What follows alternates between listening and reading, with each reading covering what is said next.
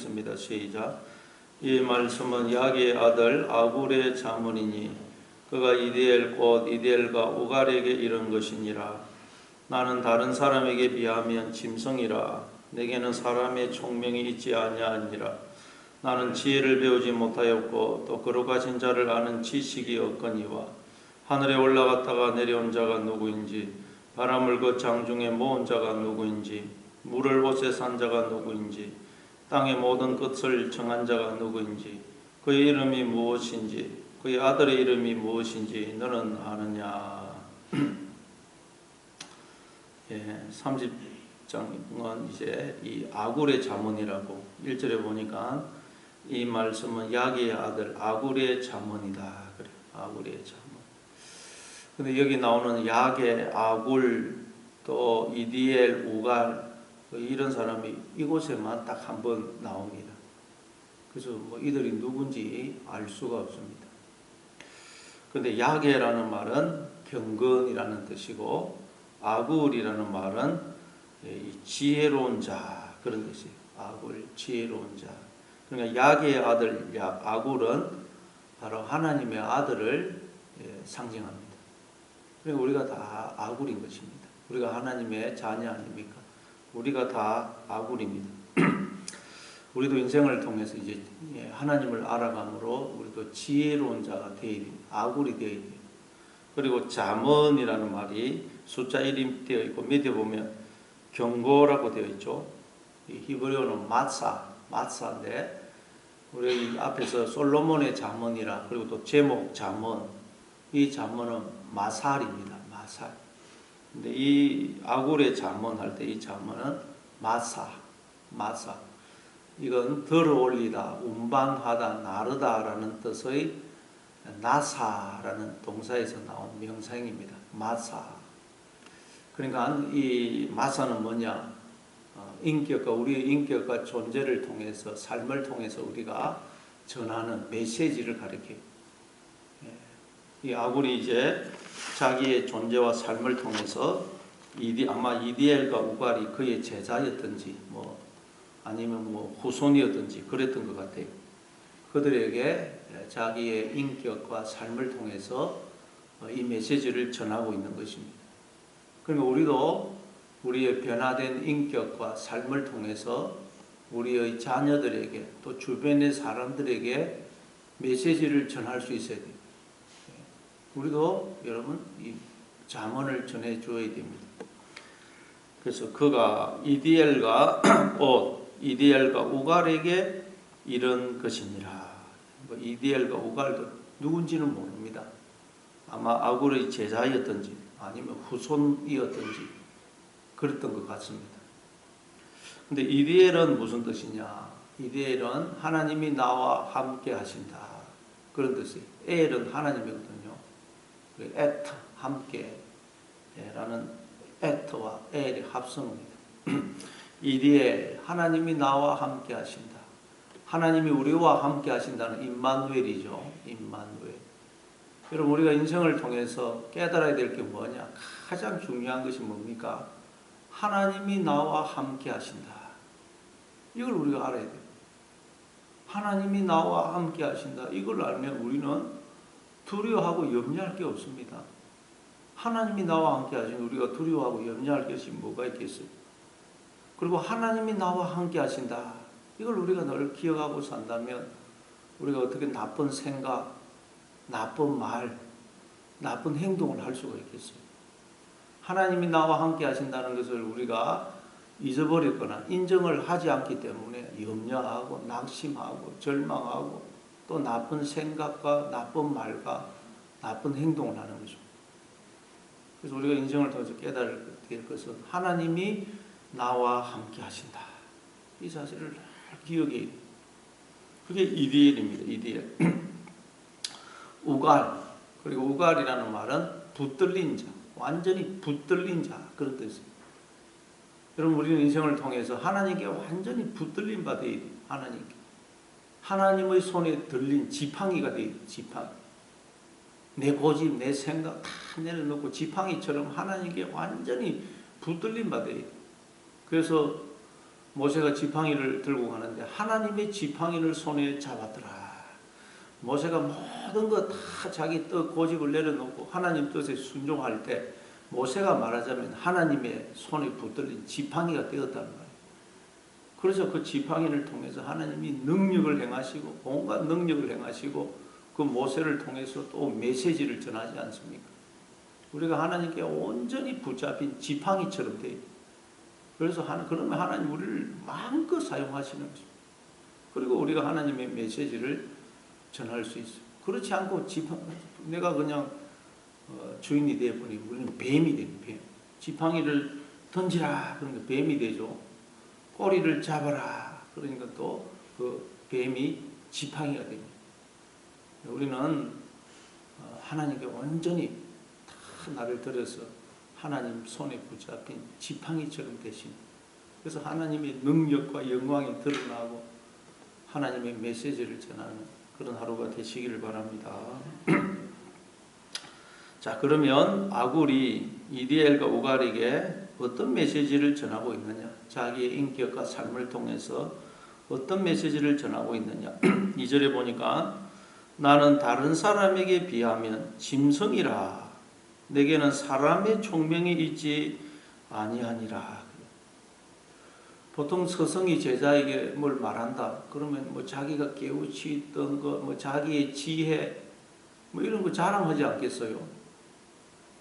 근데 아굴은 뭐라고 하냐? 나는 다른 사람에게 비하면 짐승이고 내게는 사람의 총명이 있지 않다 이런 말을 해요. 스승이 제자에게. 네, 보통 스승은 자기가 모르는 거 있어도 모른다는 말을 잘 안 합니다. 근데 이 아굴은 너무도 충격적인 말을 해요.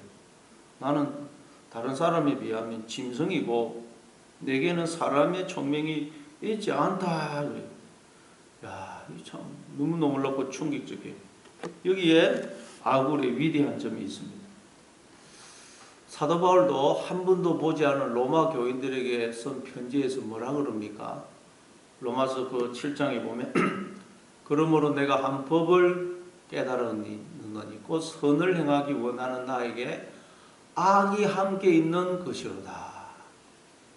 내 속사람으로는 하나님의 법을 즐거워하되 내 지체 속에 있는 한 다른 법이 내 마음의 법과 싸워 나를 죄의 법으로 사로잡는 것을 보는도다.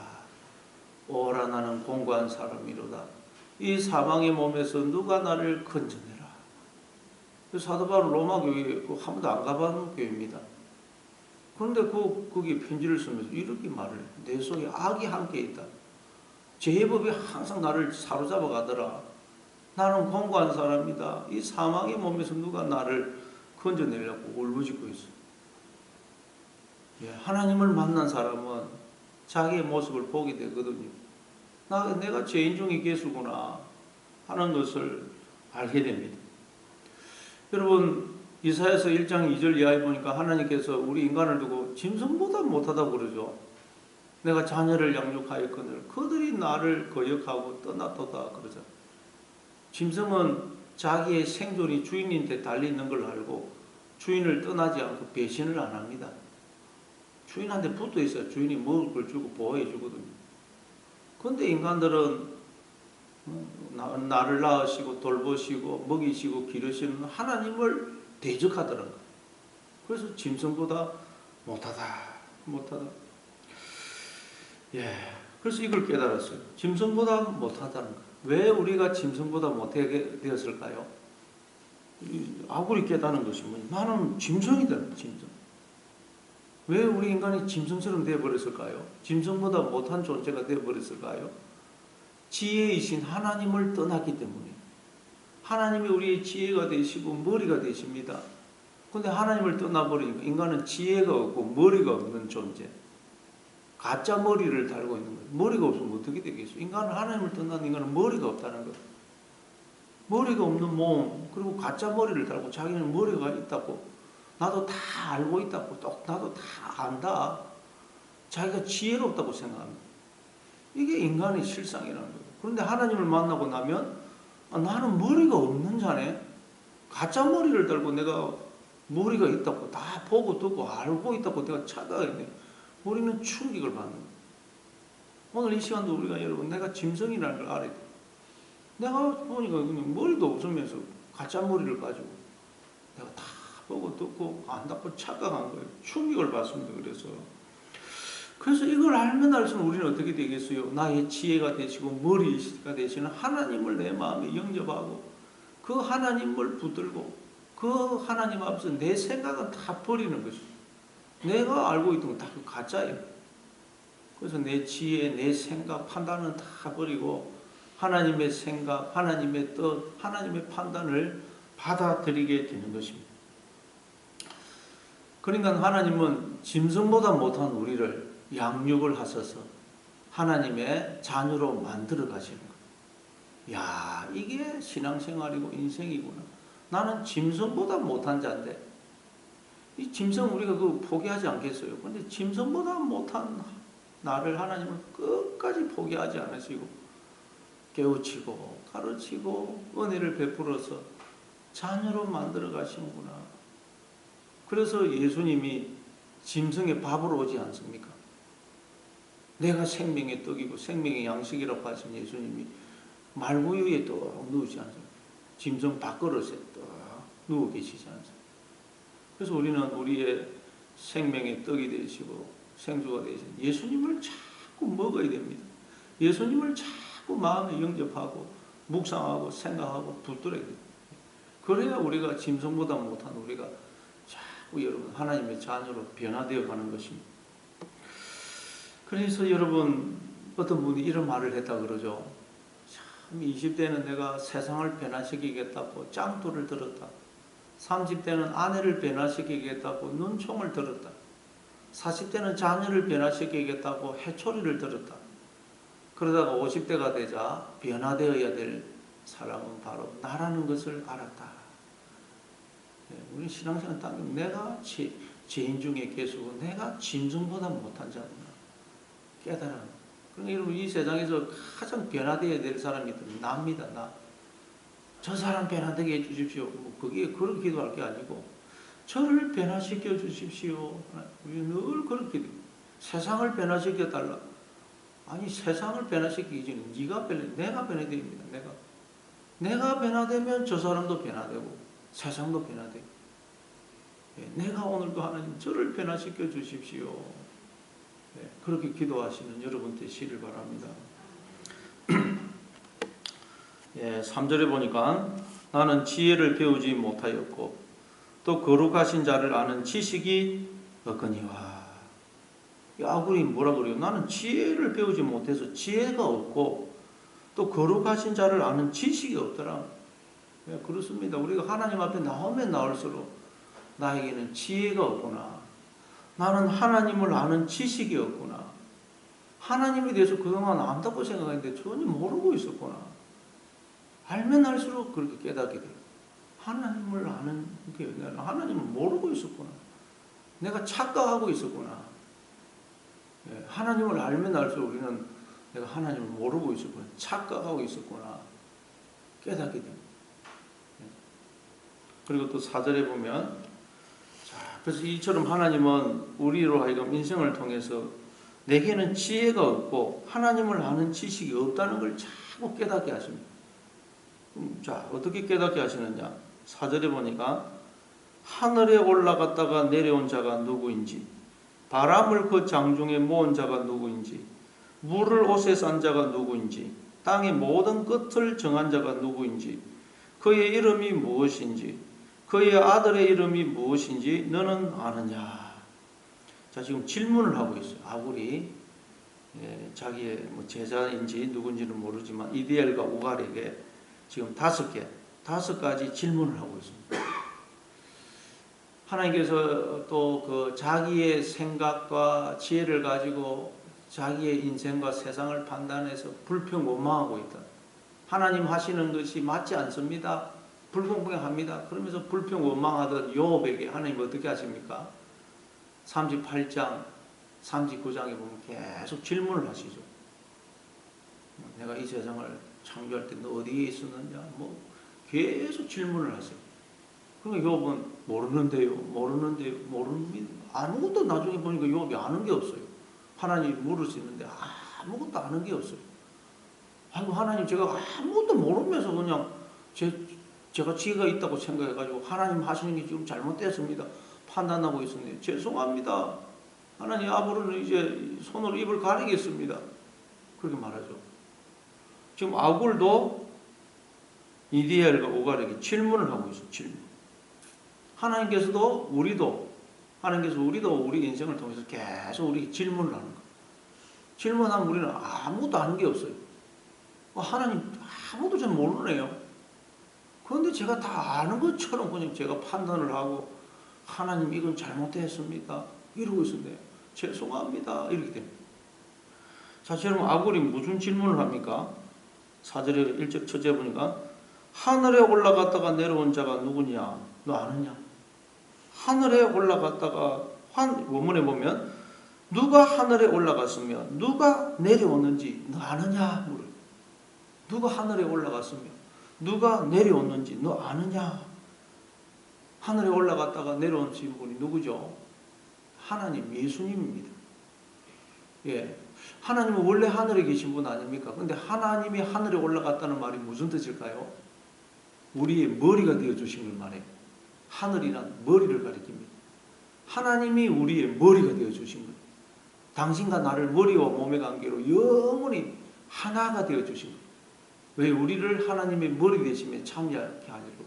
그래서 인간들이 다 이렇게 의식이 있어서 생각하고 이렇게 말하고 있는 거예요. 하나님이 우리의 머리가 되어주셔서 하나가 되어주심으로 우리가 하나님의 머리 대신에 참여해가지고 인간들이 다 생각하고 느끼고 말을 하고 있는 거예요.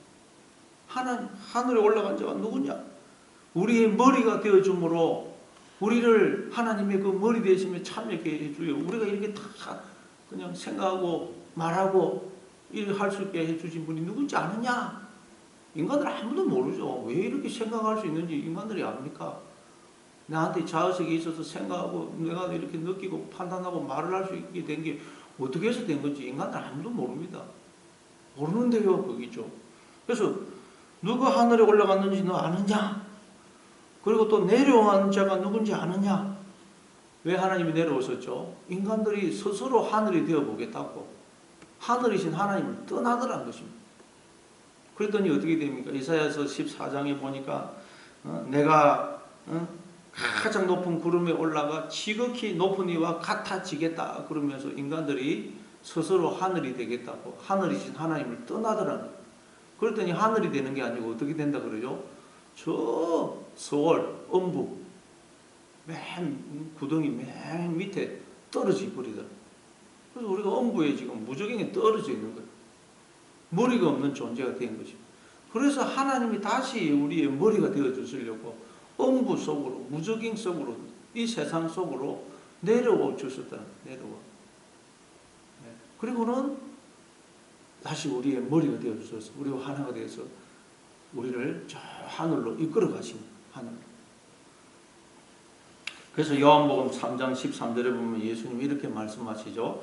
하늘에서 내려온 자 곧 인자 외에는 하늘에 올라간 자가 없느니라. 모세가 광야에서 뱀을 든 것 같이 인자도 들러야 하리니 이는 그를 믿는 자마다 영생을 얻게 하려 하심이니라. 하늘에서 내려온 자 곧 인자 외에는 하늘에 올라간 자가 없다 그러면서 모세가 광야에서 뱀을 든 것 같이 인자도 들려야 하리라. 하나님께서 예수님을 들어 올리신다는 거예요. 우리도 예수님 안에 있죠. 그래서 예수님 안에 있는 우리도 계속 들리는 것입니다. 우리는 내가 주인이 되고 싶어서 머리가 되고 하나님을 떠남으로 땅에 탁 떨어져 있어요. 무저갱에 떨어져 있어요. 뱀처럼. 그래서 가짜 머리를 가지고 배를 땅에 대고 흙을 먹으면서 땅에 딱 붙어가지고 살고 있는데 땅에 딱 붙어가 살고 있는데 하나님이 그런 우리를 하나님의 하늘 대심에 참여하게 하려고 하늘에 앉히시려고 우리를 땅에 딱 붙어있는 우리를 들어서 계속 하늘로 올린다는 거예요. 뱀은 여러분 땅에 살지 하늘에 공중에 높이 매달린 해놔면 그냥 뱀은 달달달 떨다가 죽습니다. 그래서 하나님 우리를 자꾸 들어 올리시니까 뱀인 우리는 죽고 하나님의 자녀인 우리는 자녀로 우리가 거듭나는 거예요. 이게 우리 인생이라는 하나님이 자꾸 들어 올리신다. 그래서 뭐 우리 인생이 너무 힘들어. 우리는 땅이 너무 좋아가지고 다 땅이 붙어 있는데 하나님이 들어 올리는 거예요. 땅하고 분리를 시키는 거예요. 그래서 뱀이 나는 죽고 나의 옛사람은 죽고 하나님의 자녀인 새 사람으로 거듭나는 그 과정을 통해서. 그럼 얼마나 힘들겠어요. 뭐 그냥 뱀을 그냥 쫙 공적으로 들어 올리니까. 그게 우리의 인생이란 인생. 그래서 우리는 해야 될 게 뭐겠어요? 여기에 대해서 로마서 10장에 가면 또 이렇게 말하죠. 로마서 10장에 가면 6절에 보면 믿음으로 말미암는 자는 이같이 말하되 내 마음에 누가 하늘에 올라가겠느냐 하지 말라. 올라가겠느냐 하면 그리스도를 모셔 내리려는 것이니라. 누가 하늘에 올라가겠느냐? 이 말은 누가 우리의 머리가 되어 주어서 우리를 생명으로 살게 하겠느냐? 그런 말이에요. 그런 말 하지 말라는 거예요. 그것은 그리스도를 모셔 내리는 것이다. 우리는 자꾸 그런 말 하는데 이 세상에는 그럴 자가 없거든요. 누가 우리의 머리가 되어줘서 내가 지금 머리 대신에 참냐 이렇게 생명으로 존재하고 있다. 그렇게 생각 안 합니다. 그래서 그런 말 하지 말라는 거예요. 그리고 또 혹은 누가 무저갱에 내려가겠느냐 하지 말라 하니 내려가겠느냐 하면 그리스도를 죽은 자 가운데서 모셔 올리려는 것이라. 누가 무저갱에 내려가겠느냐 하지 말라. 우리 인생을 살아보면 누가 우리 나를 이 절망에서 여기에서 나를 구해줄 수 있겠느냐 그런 생각을 하죠. 우리 인생을 살다 보면 누가 나를 구해줄 수 있겠느냐. 내가 버림을 받은 것 같고 그래. 근데 그런 말을 하지 말라는 거예요. 예수님이 오셔서 우리를 내려오셔서 우리와 하나가 되어 주셨어요. 우리 안에 성령으로 들어오시고 우리의 지혜가 머리가 되어 주셨어요. 그리고 우리를 다시 저 하늘로 끌고 가시는 끌고. 이게 인생이라. 하나님, 우리가 하나님을 떠나 땅이 저 무정이 추락해 있으니 다시 하나님 우리를 찾아서 하나가 되어 주셔서 땅이 처박혀 있는 우리를 쫙 끌고 하늘에 올라가신다. 그래서 뱀인 우리는 죽고 하나님의 자녀인 우리를 거듭난다. 이게 우리의 인생이다. 그래서 우리는 어떻게 해야 된다고요? 8절에 로마서 10장 8절에 보니 그러면 무엇을 말하느냐? 말씀이 내게 가까워 내 입에 있으며 내 마음에 있다 하였으니 곧 우리가 전파하는 믿음의 말씀이라. 예, 예수님이 생명의 떡으로 생수로 오신 예수님이 우리 속에 들어오셨어요. 우리 입에 있고 우리 속에 들어오셨어요. 영으로 들어오셨죠. 그래서 우리는 말씀을 먹기 위해서 그 말씀을 구하기 위해 하늘에 갈 필요도 없고 저 땅 밑으로 내려갈 필요도 없고 우리 입에 있는 말씀을 먹기만 하면 된다.